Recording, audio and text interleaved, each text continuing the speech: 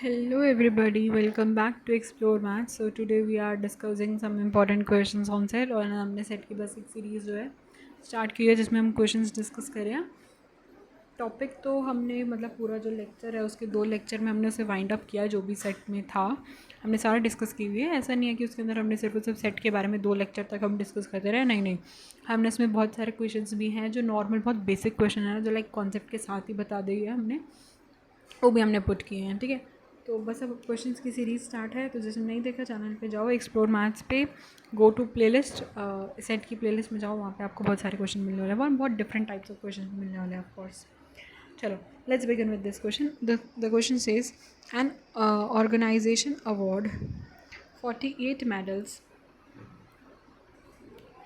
ए में ए को दिए इन इवेंट ए, 25 medals दिए in event B, 18 medals दिए in event C. If these medals went to total 60 men and 5 men got medals in all the 3 events, then how many medals they received, like in exactly of 2 of 3 events. तो मतलब अब question ना थोड़ा सा complicated है समझने में, but इसका solution is very easy busy है। तो देखो क्या है, जो इवेंट ए को जितने मेडल्स मिले दैट इज़ 48, बी को 25, सी को 18, इतने समझ में आया। फिर उसमें बोलते हैं कि टोटल कितने थे, 60 मेंस थे, ठीक है, एंड ओनली 5 men, मतलब टोटल मेंस कितने थे, 60 थे। फिर इनका यूनियन मेंस का कितने था, 60 का था, लेकिन 5 मेन ऐसे थे जिन्हें तीनों के तीनों मेडल मिले, तो वो इनका क्या हो गया, इंटरसेक्शन हो गया। ठीक है, तो अब हमें पता है कि तीनों के यूनियन वाला क्या होता है कि हम ए को ऐड करेंगे, फिर बी को, फिर सी को, माइनस करेंगे उन सभी के ही उनके इंटरसेक्शन से दो दो के, एंड फिर ऐड करेंगे कलेक्टिवली उनका इंटरसेक्शन। फिर वहाँ जब हम वैल्यू पुट करेंगे तो हमारे पास इसकी तो वैल्यू है ही नहीं, यानी इंडिविजुअल इनके जैसे ए और बी का जो भी हमारा कॉमन पार्ट है उसकी तो हमें दे ही नहीं रखी वैल्यू, उसकी तो हमें नहीं पता ना।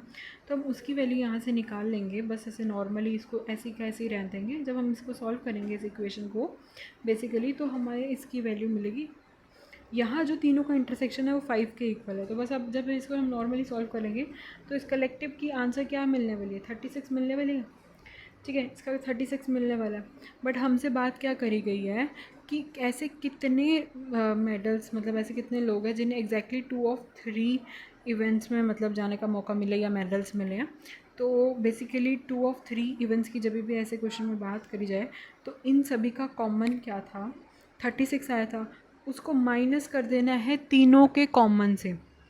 तीनों का कॉमन क्या था जो हमें क्वेश्चन में दे रखा था, 5 था, और थे कितने, 3 थे ना, ए बी सी 3 थे, तो 3 को मल्टीप्लाई कर देंगे इन तीनों के कॉमन से, तो 3 × 5, टोटल कॉमन क्या था, 36 था, तो 36 में से इसको माइनस कर देंगे, हमारा आंसर आ जाएगा 21।